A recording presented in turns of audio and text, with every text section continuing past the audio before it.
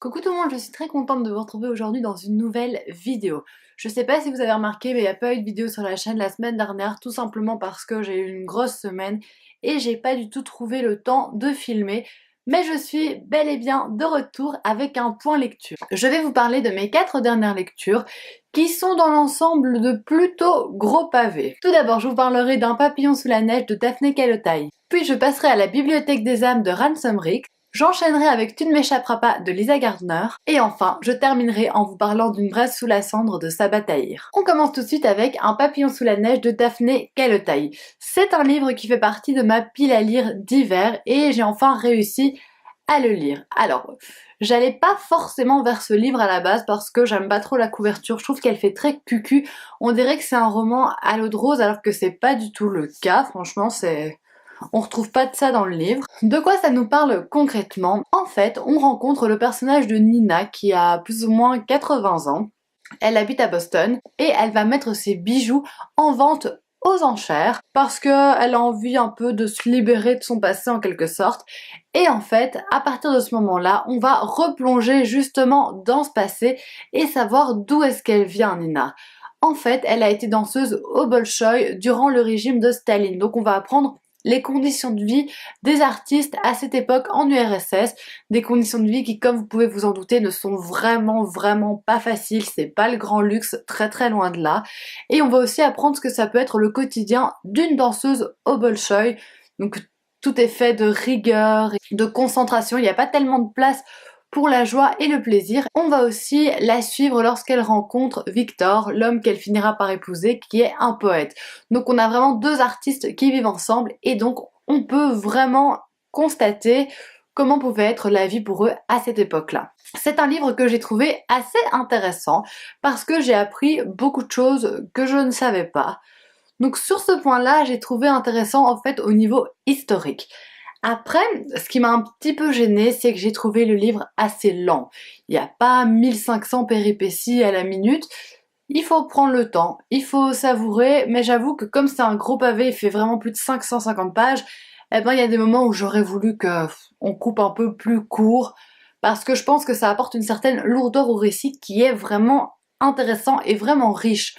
On voit que l'auteur s'est beaucoup documenté, s'est beaucoup renseigné, et ça fait un livre qui est vraiment, en tout cas qui sonne très juste, parce que j'ai pas la confirmation que c'était bien comme ça que ça se passait à l'époque, mais ça sonne juste, ça paraît juste, et ça j'ai beaucoup aimé. En fait moi j'aime bien apprendre des choses quand je lis. Ça veut dire que parfois j'aime bien découvrir des mondes imaginaires, mais j'aime bien aussi, grâce à un livre, me replonger dans le passé, grâce à un livre donc romancé, un livre de fiction, pouvoir me replonger dans ce qui a pu se passer au niveau historique des années avant nous. Donc de ce point de vue-là, c'est un livre qui est intéressant parce qu'on apprend beaucoup de choses. On voit aussi bien le passé que le présent dans cette histoire, donc on est aussi dans les années 2000, je sais plus en quelle année exactement ça se passe, mais c'est dans les années 2000, presque 2010, eh bien on voit aussi les personnages évoluer à cette époque-là, donc tous les personnages qui tournent, qui gravitent un petit peu autour de Nina, Nina qui est devenue une femme très froide et qui ne s'ouvre pas du tout facilement aux autres, et en fait donc on suit les personnages qui sont un petit peu autour d'elle. Il y a une petite romance qui s'installe, je suis pas fan de ce genre de romance, mais ici ça passe encore parce que ça reste secondaire, et heureusement. Mais c'est vrai que quand on voit la couverture, on a l'impression que la romance peut être quelque chose qui est vraiment essentiel dans ce livre alors que ce n'est pas le cas. Je vous le conseille si cette période vous intéresse, si vous avez envie de vous renseigner, mais il faut quand même savoir que c'est romancé et qu'il y a certaines longueurs. Ensuite, j'ai enchaîné avec un autre énorme pavé, donc je ne vous mens pas. Il s'agit du 3e tome de Miss Peregrine et les enfants particuliers, qui s'appelle donc La bibliothèque des âmes, et c'est de Ransom Riggs. Donc j'avais beaucoup aimé le premier tome de cette trilogie. Le 2e tome, je l'avais beaucoup aimé, même si on sentait un petit peu que c'était un tome de transition, et donc qu'on se situait entre deux gros moments forts. Ici donc on est dans le 3e tome, c'est la conclusion de la série, et j'avais vraiment envie de savoir comment ça se terminait. Pour ceux qui connaissent pas du tout la saga, en fait, on suit le personnage de Jacob, qui est un jeune homme qui vit en Floride, qui est un peu paumé dans sa vie, qui a pas beaucoup d'amis et qui est très proche de son grand-père.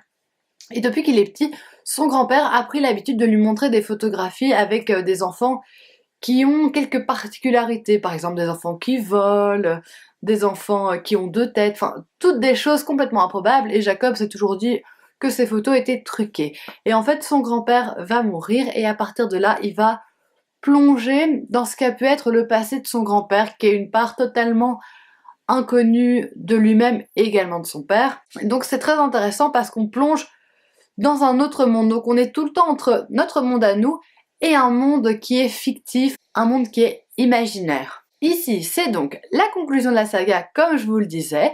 C'est un énorme livre et encore une fois, il aurait pu être un petit peu plus court à mon avis parce que dans les 200 premières pages, c'est intéressant, mais c'est un peu redondant. Par contre, à partir de... une fois ces 200 premières pages passées, j'ai vraiment trouvé que les événements s'enchaînaient beaucoup, qu'il n'y avait pas de moment de creux, pas de moment où on s'embêtait. En tout cas, je me suis pas du tout embêtée, il y a énormément d'action. Je vous avoue que tout ce qui est scène de bagarre, etc., c'est pas forcément ce que moi je préfère, ni en livre, ni en film. J'aime mieux quand on s'attarde plus sur les sentiments des personnages et tout ça. Ici, il y a pas mal de bagarres, mais donc il y a beaucoup d'action, donc il y a beaucoup de rythme dans ce récit. Et surtout, ce que j'ai beaucoup aimé, c'est que la fin n'est pas la fin que j'avais imaginée. Enfin, pendant tout le roman, je me suis dit, ah ouais, à mon avis, ça va se finir comme ça. Et en fait, c'est pas du tout ça. Donc ça m'a vraiment beaucoup plu d'être un peu surprise et d'avoir une fin à laquelle je m'attendais pas du tout. Et c'est vrai que dans les 50 dernières pages, plus ou moins, je me suis dit, mais l'auteur, où est-ce qu'il va? Où est-ce qu'il va nous emmener? Enfin, et donc je m'attendais pas du tout à ça, mais ça m'a vraiment beaucoup plu qu'on change de destination, qu'on parte dans quelque chose de différent. Dans ce tome-ci, on suit principalement Jacob et Emma, moins les autres en particulier, mais c'est très bien aussi parce que ça tourne pas mal autour de leur relation. Et puis c'est quand même Jacob le héros de cette trilogie, donc c'est normal qu'on le suive lui, et c'est vraiment un personnage qui est très attachant. Tandis qu'Emma, elle m'énerve un peu plus parfois, je me dis ah... Là, elle est un peu lourde. Jacob, je l'aime bien, c'est un garçon qui est gentil, et qui est toujours serviable, et qui pense aux autres. Et voilà, c'est un héros que j'aime bien, c'est pas un héros bad boy, c'est pas un héros qui va se battre contre vents et marées, même si il y a vraiment une vraie force en lui, mais c'est pas ce côté-là qui met en avant dans sa personnalité, et ça j'aime bien, ne pas avoir un héros qui est parfait en fait. Je trouve ça assez sympa. Mais donc, très bonne conclusion de la saga, et j'ai vraiment bien aimé. Je suis assez triste de laisser ces personnages, mais en tout cas ça se termine bien. Je me suis penchée sur Tu ne m'échapperas pas de Lisa Gardner. Si vous avez vu ma vidéo d'il y a pas très longtemps sur les 5 livres que je ne sortais pas de ma palle, vous pouvez être fiers de moi parce que ça y est, il est sorti, je l'ai enfin lu. Ça faisait un moment que je l'avais dans ma palle et que je ne le lisais pas, et je savais pas très bien pourquoi, parce que ça parlait de thriller, ça parlait de tuerie dans une école, donc en gros, normalement, c'est plutôt le genre de livre qui m'attire et qui me plaît. Ici, on est dans une petite ville de l'Oregon. On suit une policière qui s'appelle Rennie, qui travaille dans la police de Bakersville, donc la petite ville dans laquelle toute l'intrigue va se placer. Et un jour, Rennie est dans ses journées quotidiennes, il se passe pas grand chose dans cette ville-là, dans les petites villes, dans les petits... limite presque les petits villages, mais il n'y a pas vraiment d'activité en temps normal. Et en fait, sur son temps de midi, elle se fait appeler parce que dans la cité scolaire, il y a eu une tuerie. La tuerie est en cours, donc là, elle quitte tout pour se rendre dans l'école. Et très vite, en fait, on se rend compte que c'est le fils du shérif qui est le principal suspect, étant donné qu'on le retrouve avec les armes en main. Les victimes, ce sont 2 fillettes ainsi qu'une enseignante.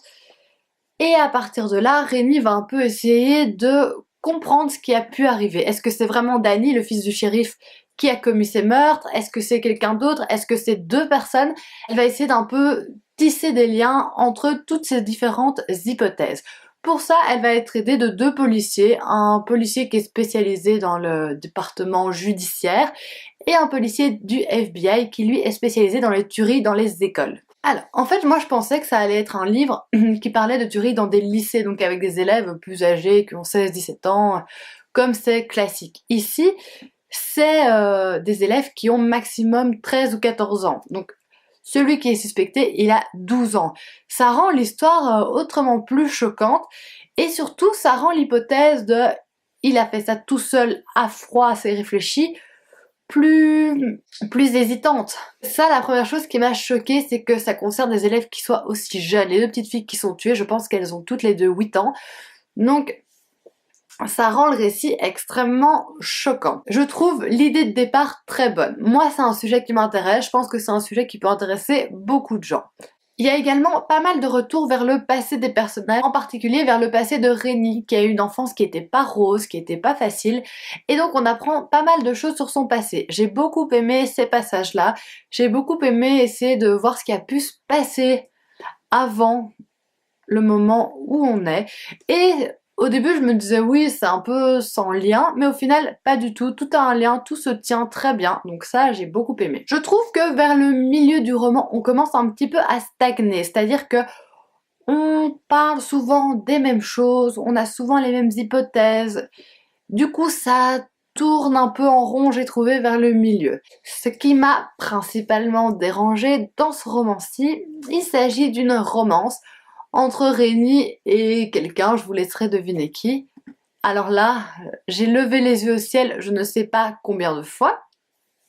Donc ils se connaissent depuis 24 heures, et c'est déjà le coup de foudre, mais absolu. Donc j'ai trouvé que c'était précipité, que c'était ridicule, ils se connaissent depuis 24 heures, elle picore dans sa salade, enfin, on se connaît pas, hein. Qui accepte ça? Enfin, moi, c'est quelque chose qui m'a paru à 1000 lieues de la réalité en fait. Et donc ça m'a vraiment dérangé cet aspect-là, cette romance m'a pas plu du tout. Mais comme je vous le disais précédemment, je suis pas très romance de base. Donc il faut pour moi que la romance elle serve à quelque chose et qu'elle soit pas trop cucu et trop cliché. Et ici on tombe dans le cliché à fond j'ai trouvé. Ça m'a dérangé. Honnêtement ça m'a dérangé. Heureusement c'est au début de leur rencontre que c'est très cliché.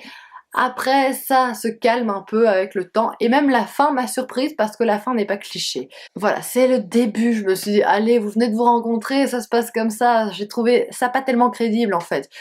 Des relations qui vont si vite, enfin, on peut aussi essayer de prendre le temps, apprendre à connaître la personne avant de se jeter à son cou, enfin, c'est quelque chose qui m'a un peu agacée. Deuxièmement, ce que je n'ai pas aimé, c'est que j'ai détesté le personnage de Rennie. Je la trouve extrêmement agressive, je sais pas. En fait, quand elle interroge des gens, elle les agresse. Donc elle pose pas les questions, mais elle donne des ordres, elle parle méchamment, elle met les gens mal à l'aise. J'ai détesté ça parce que moi j'aime bien justement quand dans les thrillers, dans les policiers, on rencontre des policiers qui sont humains, qui sont empathiques. Ici, on n'est pas du tout dans ça. Et je l'ai pas du tout aimé ce personnage, donc dès que c'était des scènes d'interrogatoire où elle était au pouvoir entre guillemets, ça me plaisait pas tellement. Mais j'ai trouvé que la fin du roman était assez bonne. J'ai beaucoup aimé la fin en fait, c'était une fin assez inattendue à mon sens. Et donc ça, j'ai bien apprécié aussi. En gros, c'est un thriller qui va pas rester dans ma mémoire à vie parce que j'ai vu beaucoup mieux, mais c'était pas si mauvais que ça. Et enfin, je termine avec Une braise sous la cendre de Sabaa Tahir. Ça, c'est un livre dont on a beaucoup parlé un peu partout sur Booktube, sur la blogosphère, bref, il n'y a que des éloges à son sujet. Et alors, je vais pas déroger à la règle parce que j'ai vraiment adoré. En gros, on est dans un monde qui est divisé en castes. Il y a la caste des martiaux et il y a la caste des érudits.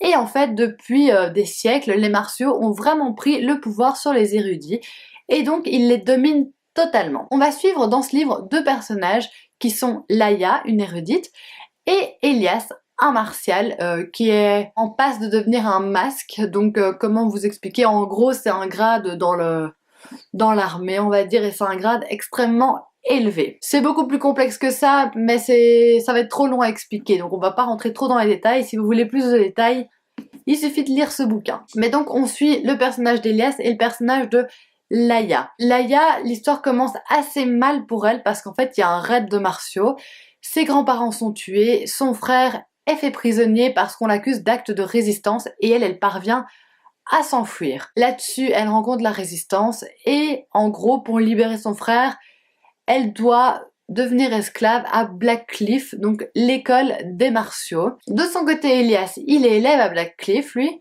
mais il n'a qu'un seul rêve, c'est de déserter, c'est de s'enfuir. Il trouve son monde extrêmement injuste, extrêmement cruel, et tout ce qu'il souhaite, c'est partir de là. Je vous en dis pas plus sur l'histoire. En fait, dans ce livre, on va à chaque fois avoir un chapitre sur Laïa, un chapitre sur Elias. Donc ils sont tour à tour narrateurs de cette histoire. Et franchement, il n'y a pas une des deux histoires qui m'a plus plu que l'autre. J'étais chaque fois ravie de retrouver un personnage ou l'autre. J'ai trouvé que c'était un univers qui était extrêmement bien développé, c'est très sombre et c'est très intéressant. Et au final, oui, c'est très creusé en fait. Il n'y a pas que ce que je vous ai dit, il y a beaucoup d'autres personnages, beaucoup d'autres créatures entre guillemets qui interviennent et j'ai trouvé que c'était vraiment super riche. C'est également un récit qui a beaucoup de rythme, on s'embête pas, on voit pas le temps passer, sérieusement il se passe beaucoup de choses, il n'y a jamais de moment où je me suis dit ah ça traîne un peu en longueur. Et ouais vraiment c'est vraiment un livre dont on a envie de tourner les pages le plus vite possible pour savoir ce qu'il se passe. J'ai trouvé ça vraiment bien, je trouve que ça pourrait être vraiment bien qu'il soit adapté en film, ça ferait un film vraiment chouette. Et c'est une histoire que j'ai trouvée juste super prenante. Je sais pas m'étendre 3 heures sur ce livre parce que j'ai tout aimé honnêtement, j'ai trouvé ça génial. J'ai trouvé ça super bien fait avec cette écriture addictive, avec ces personnages attachants. Bref, pour moi, ce livre, il a tout bon et j'ai hâte de lire le tome 2 à mon avis.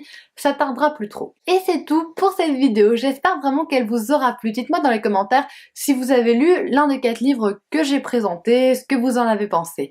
On se retrouve la semaine prochaine pour une nouvelle vidéo. Gros bisous!